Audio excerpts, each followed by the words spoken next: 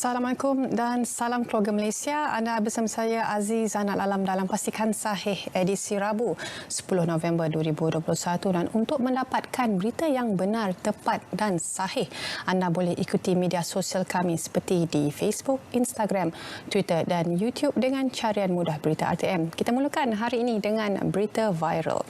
Baik, Polis Diraja Malaysia PDRM mengesan satu sebaran maklumat melalui laman sosial dan aplikasi WhatsApp yang mendakwa terdapat individu yang mengetuk cermin pintu kereta sambil menghulungkan sekeping kad untuk bertanyakan arah, dan pada masa yang sama terdapat mata pisau di belakang kad tersebut yang digunakan untuk mencederakan mangsa sebelum melakukan samun.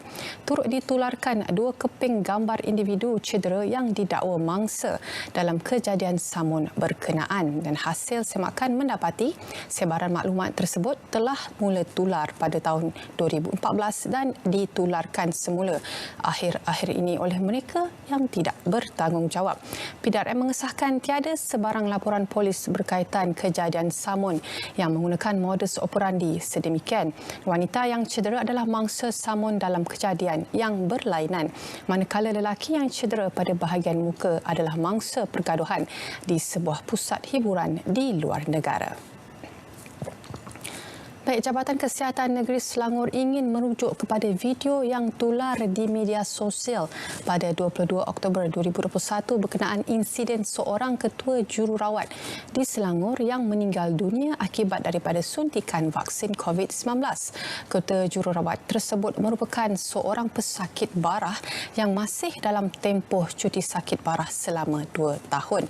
Beliau telah ditawarkan untuk mengambil vaksin COVID-19 pada 17 Februari lepas, namun pesakit menolak dengan alasan risau dengan kesan sampingan vaksin tersebut. Walau bagaimanapun, beliau kemudiannya telah mendaftar dalam MySejahtera serta telah memberi kebenaran secara sukarela dalam borang kebenaran mendapatkan suntikan vaksin COVID-19 pada 23 Julai lalu. Baik, ini adalah pemberitahuan semakan semula protokol bagi kes dan kontak rapat COVID-19, dan jika anda disahkan positif, anda dikendaki menjalani kuarantin diri selama 10 hari dan tidak perlu mengulangi ujian.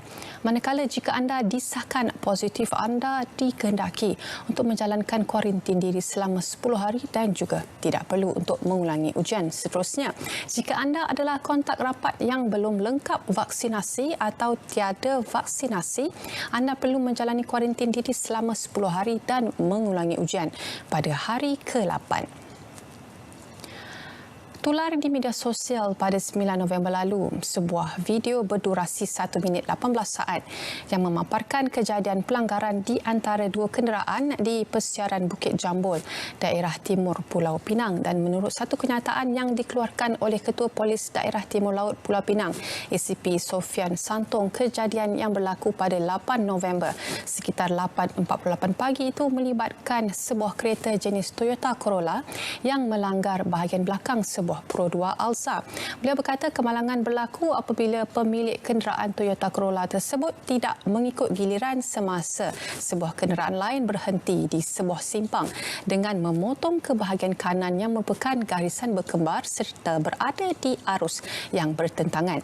Jelasnya, tindakan pemandu tersebut menyebabkan beliau terpaksa mencelah semula ke laluan asal dan seterusnya melanggar Pro 2 Alsa itu bagi mengelak kenderaan lain yang datang dari arah yang bertentangan. Menurut Sofian lagi, pemandu Pro 2 Alza itu telah memberhentikan kenderaannya untuk berbincang, namun bukan sahaja gagal, malah pemilik kenderaan Toyota Corolla itu turut melarikan diri. Menurutnya lagi, usaha mengesan pemandu dan pemilik Toyota Corolla masih lagi dijalankan. Baik, Polis Daerah Johor Bahru Selatan berjaya mengesan satu kegiatan yang melibatkan perkhidmatan seks songsang di sebuah premis di Taman Pelangi, Johor Bahru. Menurut Ketua Polis Daerah Johor Bahru Selatan ACP Raub Selamat, dalam satu kenyataan serbuan yang dijalankan pada 8 November lalu, berjaya menahan seorang lelaki Cina berumur 30 tahun yang bekerja sebagai penjaga kaunter di premis itu serta tiada perniagaan sah ditemui. Dan menurut beliau lagi, hasil pemeriksaan lanjut, polis juga berjaya menemui dan menahan 2 orang lelaki Cina warga tempatan serta 7 warga negara asing berusia dalam lingkungan 20 hingga 40 tahun yang bekerja sebagai tukang urut. Tambahnya, turut ditahan dalam serbuan itu seorang lelaki Melayu dan 1 lelaki Cina warga tempatan berumur 25 dan 32 tahun yang disyaki hadir bagi mendapatkan perkhidmatan urut dan seks. Baik, bimbang dimarahi ibu, seorang kanak-kanak lelaki mengakui dirinya telah diculik oleh seorang lelaki yang memakai topeng ninja. Pihak Polis IPD Johor Bahru Selatan menerima 1 laporan dari seorang wanita kaum asli pada 6 November lalu yang mendakwa anaknya telah hilang. Dan menurut Ketua Polis Daerah Johor Bahru Selatan ACP Rob Selamat, dalam satu kenyataan hasil siasatan awal mendapati pada hari yang sama 2 orang anak pengadu tersebut telah pergi ke kedai runcit berhampiran sebelum salah seorang dari mereka masuk ke kedai manakala seorang lagi menunggu di luar. Jelasnya, selepas selesai memberi barang, anak pengadu tersebut keluar dan mendapati kembarnya telah tiada dan bertindak pulang ke rumah untuk memberitahu kepada pengadu berkaitan perkara tersebut. Tambahnya, siasatan lanjut mendapati kanak-kanak tersebut telah ditemui dalam keadaan selamat dan mendakwa dirinya telah dilarikan oleh seorang lelaki yang memakai topeng ninja. Tambah raut lagi, namun kanak-kanak tersebut akhirnya mengakui dirinya bimbang dimarahi ibunya kerana telah bermain dengan seorang kanak-kanak lain sehingga kehilangan selipar. Baik, pastikan sahih berehat seketika, kita akan kembali lagi selepas ini.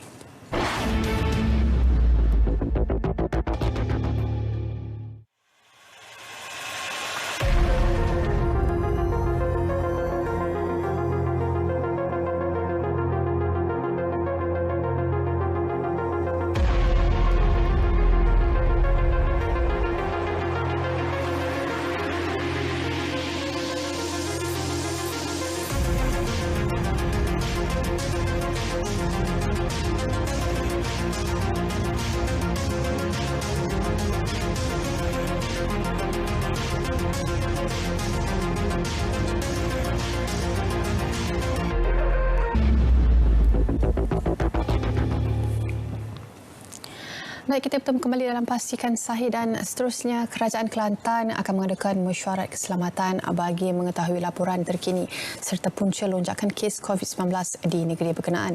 Kemarin, Kelantan buat pertama kalinya merekodkan penularan tertinggi di negara ini dengan 820 kes dilaporkan. Menteri Besar Datuk Ahmad Yaakob mendapati kes meningkat selepas musim perayaan. Kita hanya nasihat satu cara ialah sebab semua dah dapat suntikan vaksin, yang pentingnya kita jaga SOP. Kalau kita lemah ataupun tak ikut SOP, ini kemungkinan boleh berlaku. Terutama apabila setiap kali berlakunya perayaan, itu yang kita baca naik. Jadi mintalah supaya semua di kalangan rakyat kita ini mematuhi. Itu satu cara. Baik, rangkaian 5G Malaysia yang pertama akan dilancarkan. Menteri Komunikasi dan Multimedia Tan Sri Anwar Musa berkata pelancaran 5G itu adalah untuk Kuala Lumpur, Putrajaya dan Sabijaya pada tahun pertama sebelum diperluas secara berperingkat sehingga mencapai 36% di seluruh negara. Inisiatif ini sebagai usaha menyediakan kemudahan internet yang lebih pantas kepada rakyat. Akan ditumpukan pula pada negeri-negeri padat penduduk termasuk Pulau Pinang, Selangor, Johor, Sabah, Sarawak. Jadi perkhidmatan 5G adalah game changer bagi ekonomi negara masa hadapan yang akan mewujudkan peluang pekerjaan dalam kegiatan-kegiatan berteknologi tinggi. Malaysia dan Indonesia sedia meneliti lebih lanjut kerangka koridor perjalanan membabitkan rakyat kedua-dua negara.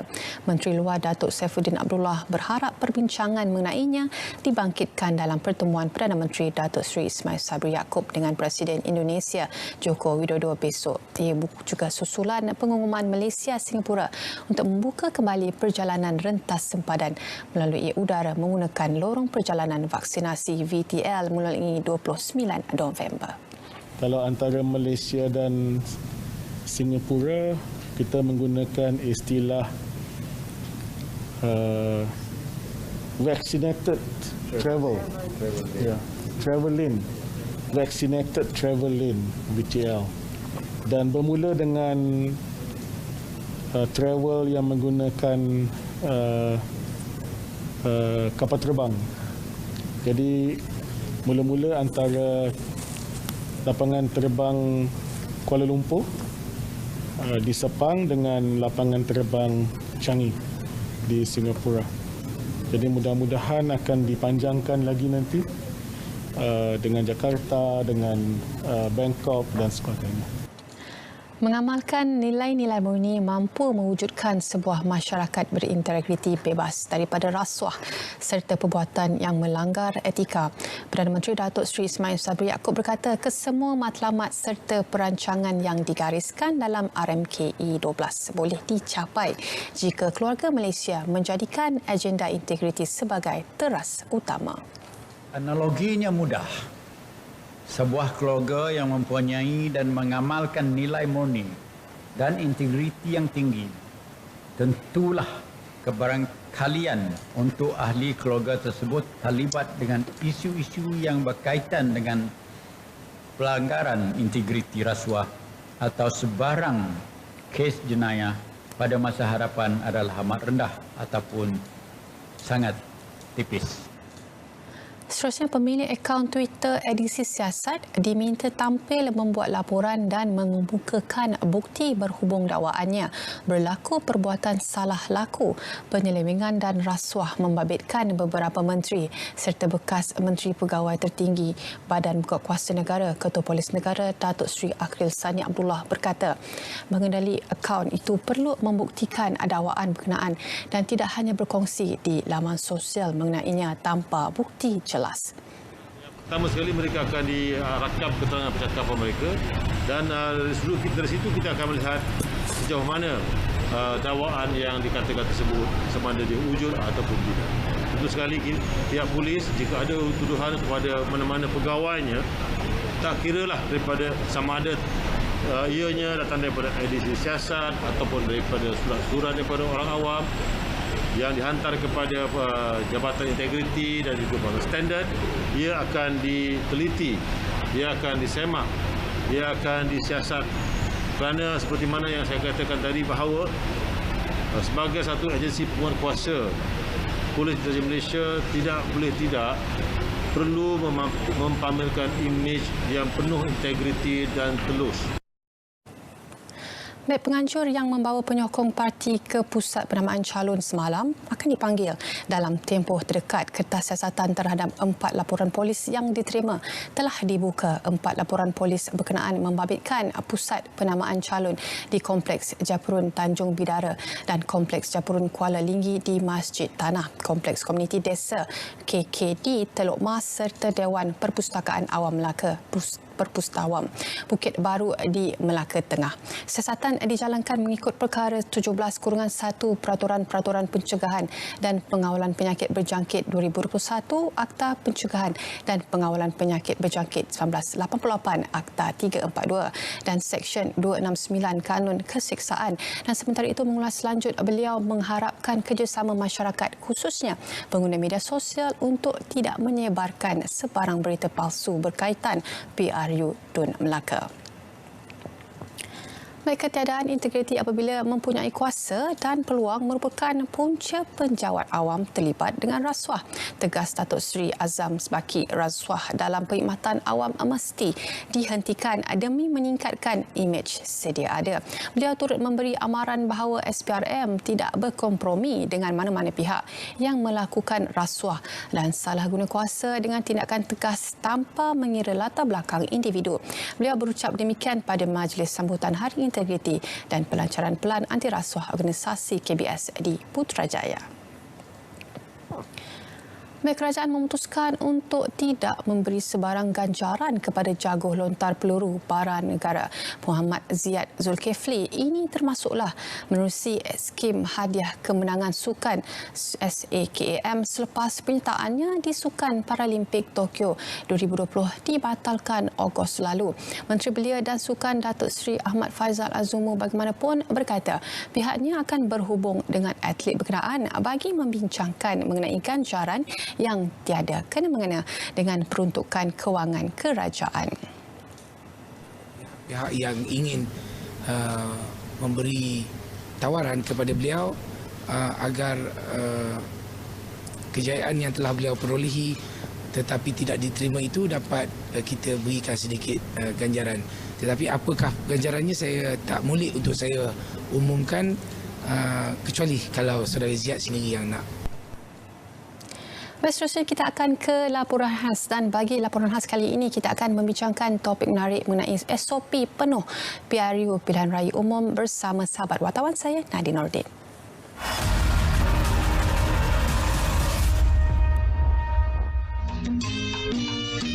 Marilah mari pergi mengundi, jangan lupa kewajipan pada negara. Ya, sebelum kita pergi mengundi, kita kenalah terlebih dahulu tahu apakah SOP terkini PRU. Sekarang ni kan kita masih lagi mengamalkan norma baharu. Jadi untuk misi laporan khas kali ini, tajuknya adalah SOP baharu PRU. Ayuh kita aktifkan laporan khas, pastikan sahih. Marilah mari kita mengundi, jangan lupa kewajipan pada negara. Dengan akal lestari sebelum membuang niat dihargai. Pilihan Raya Negeri PRN Melaka yang bermula pada hari Isnin 8 November 2021 dengan proses penamaan calon di 28 pusat penamaan menyaksikan suasana norma baharu dalam perjalanan pilihan raya di negara ini. Walaupun jumlah vaksinasi populasi dewasa rakyat Malaysia telah melebihi tahap 95%, namun langkah berwaspada tetap perlu diambil bagi mengelakkan PRN berkenaan mencetuskan kluster baharu COVID-19. Proses penamaan calon bermula pada 9 pagi dengan bakal calon diberi tempoh sejam sehingga 10 pagi untuk mengemukakan borang pencalonan dan bagi mengurangkan risiko penularan COVID-19. Hanya calon, pencadang dan penyokong calon atau mana-mana dua orang daripada mereka atau mana-mana seorang daripada mereka dibenarkan masuk ke pusat penamaan bagi mengemukakan kertas pencalonan calon.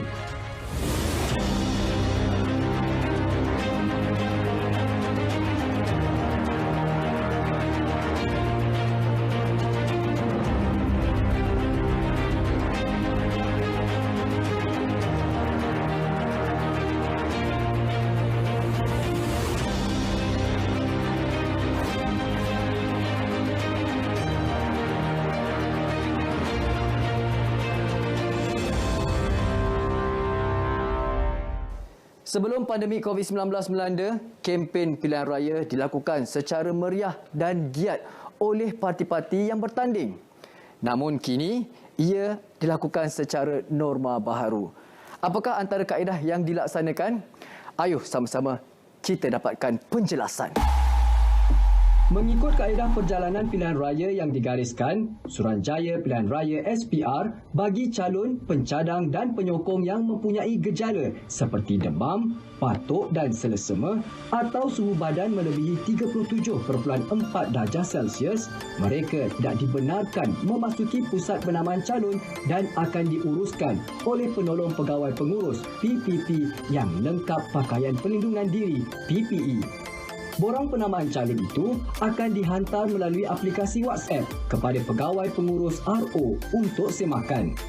Kempen PRN ini juga akan menyaksikan penggunaan medium dalam talian menjadi pilihan semua parti bertanding bagi mematuhi larangan Kementerian Kesihatan Malaysia KKM. Bagi prosedur perjalanan hari mengundi, pemandu arah pusat mengundi iaitu PAPM akan menjalankan saringan suhu badan kepada individu yang memasuki pusat mengundi dan pengundi perlu sanitasi tangan serta memakai pelitup separuh muka. PAPM akan menguruskan pengundi bergejala yang ditempatkan di tempat mengundi khas dengan membawa dokumen pengenalan pengundi kepada ketua tempat mengundi KPM saluran asal tempat pengundi mengundi. Ejen barung juga disaran memainkan peranan dalam memastikan proses pengundian di tempat mengundi khas itu dilaksanakan dan kertas undi pengundi akan dimasukkan dalam plastik dan disanitasi sebelum dimasukkan ke dalam peti undi. Selain itu, pengundi perlu mengimbas kod QR MySejahtera atau merekod maklumat diri di luar sebelum masuk ke saluran pengundi. Manakala, petugas media dan pemerhati yang diberikan PAS SPR perlu mengimbas kod QR di pintu masuk pusat mengundi atau di kemah saringan suhu badan.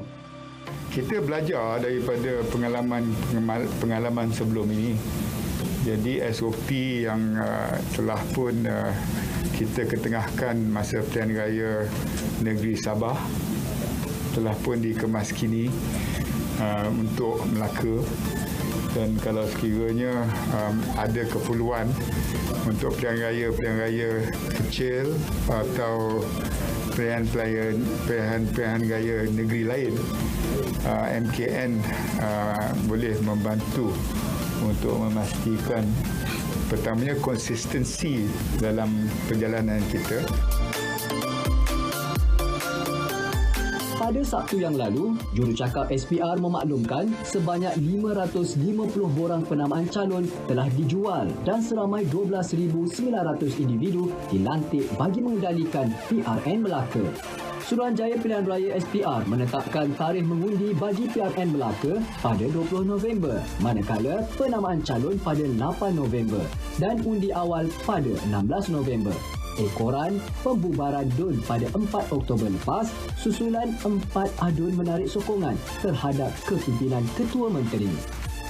Kini peranan dan tanggungjawab keluarga Malaysia pula untuk mematuhi segala SOP PRU yang telah ditetapkan. Oleh itu, saya ada serangkap pantun buat anda semua. Negeri Melaka, bumi permai, ramai tokoh, pandai berpantun. Ayuh mengundi beramai-ramai, ikut SOP dan bersopan santun. Assalamualaikum dan selamat mengundi. Marilah mari pergi mengundi. Jangan lupa kewajipan pada negara. Marilah mari.